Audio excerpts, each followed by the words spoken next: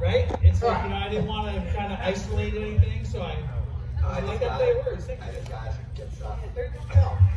So, like I said, walking over here, I just said that it's more about the people here because, we're the fans of the movies and we try to, I don't want to stand up on the stage. We try to make it about that to you. So, I just have a quick question. And it's, maybe along the lines of 31 and 3 from Hell. But it's, how did you guys meet Rob Zombie? All 3 of you. Who's known him the longest? I think we all just auditioned. Okay. Yeah. And you audition, when you audition for them, they put you on tape with the casting person. And you don't meet them until you show up on set. Yeah. That's how it happened for me, too. I auditioned for 31 and then I showed up to a fitting and Rob was there. Okay. He's like, you're going to dress like a Nazi. And I was like, let's do it. Arguably one of the best characters in cinema. Sorry. A little Mexican Nazi. I'm sorry. That's funny. Spring? Yeah, it's exactly. It was for Halloween too, and it shows you how life's a weird thing. Because I just was in the middle of splitting from with my wife, and I thought I was living in London, or I live there now, but I was like, fuck, and there wasn't much work in London, so I just thought, fuck, I'm gonna go to LA. I literally arrived in LA, I remember it was like January 19th, and I had an audition through saying, oh, can you go for this Rob Zombie Halloween 2 audition? The next day, literally the next day. So I thought, fuck yeah, whatever. So I went to it, but I read it, I was like, oh, this is wild. Did the audition, and got the part. And the weird thing is, if I hadn't been in LA, I wouldn't have had the audition, and that's led to all the other things I've done with him. Probably my greatest experiences as an actor has been working with Bob. And that all happened because I just decided to get on a plane and fly. It shows you weird things happen in life, you can't plan it. And I just showed up, never met the guy, showed up there, was terrified because I'd seen, Rob Zombie and the kind of films he made, that he was gonna be this mad, fucking crazy rock and roll, screaming and yelling fucking director, and next thing I know he says, hi, we're outside my trailer on set, and we're talking about vegan cheese because I'm a vegetarian, but I can't give up the cheese, and he's trying to convince me that vegan cheese tastes good, and I'm thinking, I'm fucking having a conversation with this guy about vegan cheese. He's the most mellow, chilled out, lovely man, and the next thing I know, a couple years later, he sent me 31 and asked me to play Doomhead, which was a real honor. Psychotic. All right. And I guess this is an off-kilter question, and I'm going to start with Mr. Daniels first. So, in Halloween 2, when you're leaving the Rabbit Red and you're about to go outside, you're pissed off because you felt like you got disrespected, and you did that. Was that improvised or was that in the script? Most of it was improvised, yeah. Because it was so funny, you're just trying to compose yourself, and you're like, yeah, I know that. That might have been Rob actually telling me to do it, but it wasn't in the script. But yeah, it just, so that was the order that we shot that. I had already shot where I got my head smashed in the back. We shot that first. And I never worked with him. It's in the middle of the night. And I asked him, hey, is there a chance I can improvise some stuff a little? And he just looked at me with these dead eyes like, who is this guy? He's gonna screw my movie. And he looked at me and goes, just do my lines first and we'll see about the improvising. And so I go, okay, yeah, no problem. And so I did his lines and then I started improvising and then they yelled cut.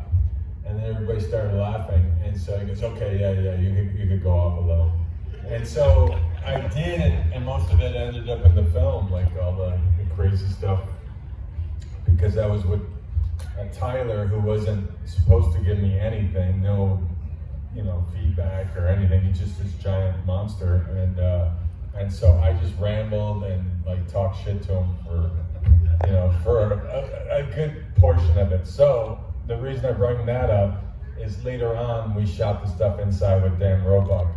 And he once he realized that we could do that together, he he was telling me to do all sorts of stuff. So I think he might even came up with the hand thing. I'm not sure. I think because I don't know. Like I have a weird film history, but he said, like in the Breakfast Club, when he goes like that, and I go, I don't know what the Breakfast Club is. Man. I don't know what he's talking about. But I think it is from that. Since then, I did see that. It's like Judd Hirsch or something. Yeah, at the end when he's walking. Yeah, I think that's what Rob was referring to, but I didn't know at the time. Yeah. I always wondered that because I watch it, so I'm like, how do you write that in a script? To me, I think that I always say if I ever have a chance to meet certain actors and I see this weird little nuance they do in a movie, it's like, is that written? Because who would come up with that in a script? You know what I mean? Yeah. For an actor to do that, I mean, I know why Judd Nelson did it in the Breakfast Club, but why would a bouncer in a seedy strip joint in a Rob Zombie movie I do honestly a haven't Breakfast Club? remembered that since we did it, and when you bring it up now, I forgot. And it might have been him from the Breakfast Club, I think. But it's kind of funny, like, there's so much of that stuff that goes on his sets that he just wants you to come in prepared, ready, and just like throw it all. And if he has time, he'll let you do more. If you don't, you just keep moving because it's so fast and so much stuff that we cover. All right on. All right, and my next question to Poncho is, to me, this is one of the funniest things. You and Sherry in 31 having the shouting match in Spanish at each other, walking through the hallway. How many takes and who laughed first?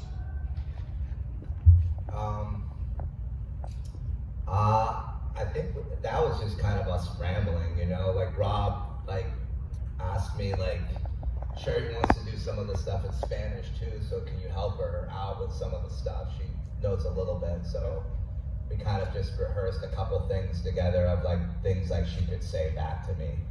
And then it was just kind of quick and stuff, but Rob is very meticulous when it comes to shooting scenes, especially when they're with his wife, so he wants it to be good. And so we worked pretty hard, and she was really easy to work with as far as she learns pretty quick, so although the Spanish doesn't sound 100%, it was good enough to be on film and to work with, so that was.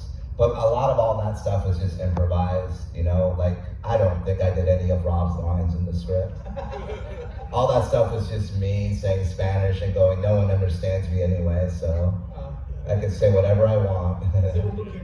Yeah. It's just, it's just, to me, again, you see these little nuances in movies, and to me that's just, I know the intention behind the shot. Yeah. But to me, it was absolutely hilarious listening to Sherry in that high-pitched voice, yelling at you in Spanish as you're creeping up on her with two knives in your hands, dressed like a Nazi. Yeah. I mean, when you take a step back and you look at it, it's just unbelievable to see. And to me, it's just one of those shots, kind of like him, where you see that. You know what I mean? And it kind of ties into, for Mr. Break, is you had a couple movies where you played Doomhead, you know what I mean? How many times did you say the F word in Halloween 2 as you're sitting there? You know what I mean? It was one of those things where it just kept going and going. But it's like in Doomhead, there was a scene where you had this look, and the only way in any of your roles that I'd say was compared to was in Mandy, where you had that just, you weren't there. But you had this one shot, and I don't know if it was at the end, when you had that look on your face. So where do you get that? Where does that come from? I'm not there most of my life, so I have that look most of the time. He had that look most of the day today, too, actually. You go to his table. I use that look to get my children to sleep when I go to the fucking bed.